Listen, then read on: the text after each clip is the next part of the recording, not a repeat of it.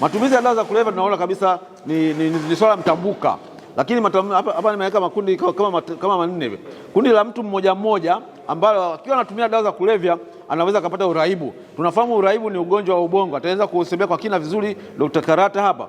Lakini changamoto za afya akili ndio ambapo tunasema hapa, kila changamoto za afya akili. Changamoto za afya akili zinaendana na mtu mmoja mmoja. Zipo sababu ambazo zinasababisha mtu apate changamoto za afya akili. Kuna biolojia jinsi ulivyozaliwa, lakini kuna vitu ambavyo unakutana navyo katika maisha.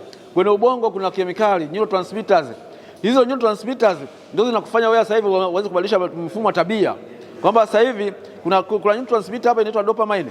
Dopamine ikiongezeka unaweza kufanya kitu cha ajabu sana. Umetoka nyumbani vizuri ukaja hapa ikaongezeka kutokana na kitu ambacho kikasababisha hiyo dopamine ikaongezeka. Tayari utaonyesha tabia za ajabu. Sasa huyu mtu mbona katoka nyumbani vizuri? Mbona sasa hivi anakojoa pale barabarani kuna watu wanamwangalia? Mbona pale kavua shati? Mbona pale anaongea hivi? Anaongea anatutukana. Kwa hiyo ni dopamine. Ziko nyingi hizo neurotransmitters. Ziko nyingi. Kwa hiyo nimetoa tu mfano. Kwa mfano, dopamine unapoingia baa kwa mfano, tunafahamu tunaenda kwenye viwanja hivyo, kwenye starehe, kwenye harusi.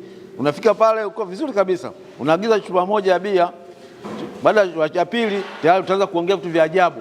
Utaanza kuongea kwa sauti kubwa, utaongea story nyingi, utacheka, utakasirika, utaleta ugomvi. Kwa hiyo sasa pale nini? Ile pombe imeenda kusababisha hiyo dopamine iongezeke. Kwa hiyo kule mtu kule akishaongea baada ya kunywa pombe ni kama tayari ameenda kustimulate dopamine aweze kufanya. Ziko nyingi hizo kemikali za ubongo ambazo ndio zinafanya kazi kwa uwezo wa nini wa akili. Sasa kutokinzana kwa neurotransmitter au hizo kemikali za ubongo ni sababu moja kubwa ambayo inasababisha mimi na wewe tuonyeshe tabia tofauti katika kufikiri, kuwaza, kutenda mambo yetu na mabadiliko ya kitabia.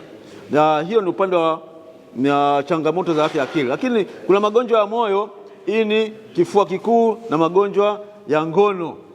Na madhara mengine ni pamoja na saratani, upungufu wa nguvu za kiume unapungua unapoendelea kutumia dawa za kulevya, kukosa usingizi. Wakati mwingine tunakosa usingizi kabisa, unalala usiku mzima, haulali kabisa. Unalala kidogo tu, muda mwingi ni mtu akufikiri, kuwaza. Kukosa hamu ya kula, kuoza meno kwa kutumia hizo mirungi, bangi na kadhalika. Kupunguza uwezo wa kutunza kumbukumbu. Hizi ni dalili za mtu mwenye changamoto za afya akili. Kupungua kwa uwezo wa kufikiri na kufanya maamuzi yasiyo sahihi. Mikakati ni mpango wa muda mrefu ulioundwa kwa umakini ili kufikia malengo makuu ya taasisi. Kutokana na kauli mbiu inasema ubunifu wa kimkakati, suluhisho la changamoto za dawa za kulevya. Kwa nini wamesema ubunifu wa kimkakati ni suluhisho la changamoto za dawa za kulevya? Tunafahamu kabisa zipo changamoto nyingi za dawa za kulevya. Tutaweza kuziona kwa ufupi changamoto za dawa za kulevya. Katika mapambano ya dawa za kulevya, serikali imeweka mikakati mikuu minne dhidi ya changamoto za dawa za kulevya. Mkakati wa kwanza ni kupunguza uingizaji, uzalishaji na usambazaji au supply reduction. Hii ni operation ya maalumu kupitia doria au msako katika mipaka, bandari, viwanda vya ndege na kadhalika. Hii inafanywa na polisi. Hii afua hii inafanywa na polisi, supply reduction. Lakini afua nyingine ni demand reduction. Huu ni mkakati ambao lengo lake ni kupunguza uhitaji wa dawa za kulevya. Hizi ni jitihada za polisi katika kutekeleza au katika upande wa mashamba yanayolimwa bangi, mirungi, utekelezaji wa dawa za kulevya na kuwachukulia watuhumiwa hatua. Sasa nitoe wito tu kwa jamii kwamba jukumu la kupambana na dawa za kulevya ni letu sote. Na ndio maana tuko hapa kwa nafasi ya utoaji wa elimu. Hapa tunafanya ile afua namba 3 ambayo nimesema, jamii ikemee na kukataa kilimo, biashara, matumizi ya dawa za kulevya ili kuwasaidia vijana na watoto kwa ajili ya taifa la kesho wasiweze kupata maambukizi au matumizi au biashara za dawa za kulevya. Hasa nizungumzie kidogo addiction. Hapo tumeshapata kwa ufupi kwamba dawa za kulevya ni nini. Ni dawa ambayo inatumika si kwa madhumuni ya tiba, lakini inatumika kwa sababu ya mtu aweze kupata raha.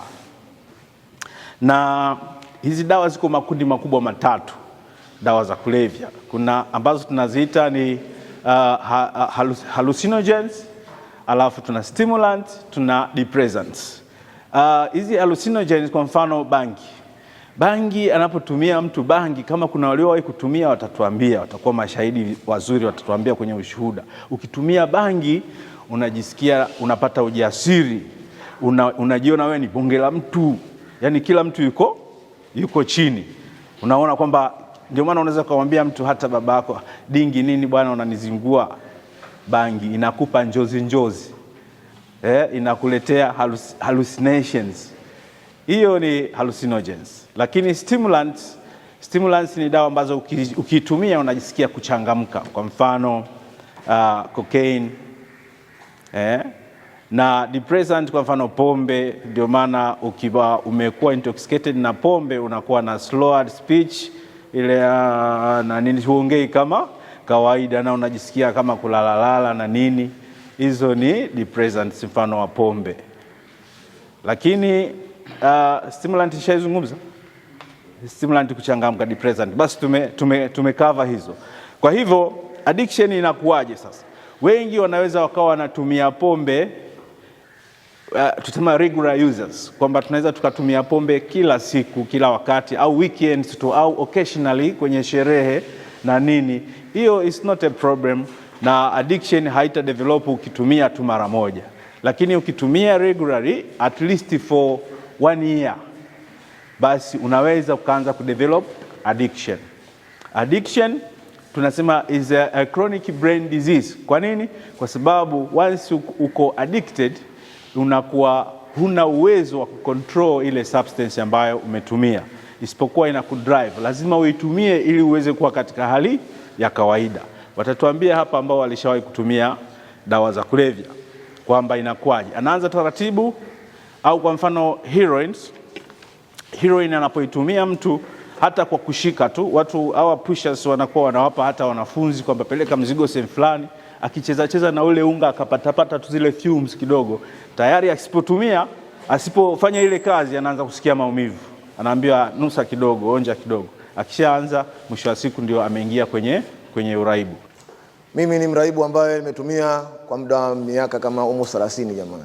Lakini tangu baada ya kudecide kuja katika jumuiya hizi nimeanza kuyaona mafanikio, ambaye mpaka sasa hivi na miezi 9 ndani ya nyumba. Lakini kwa kweli niliteseka sana, na kwamba uwezekano upo.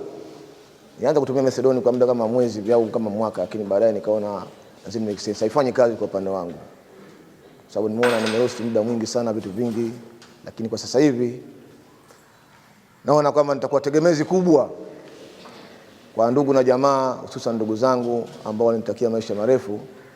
Na sasa hivi naweza kwenda kuishi peke yangu na nikafanya jambo ambalo likawa tegemezi kwa taifa na mimi mwenyewe binafsi.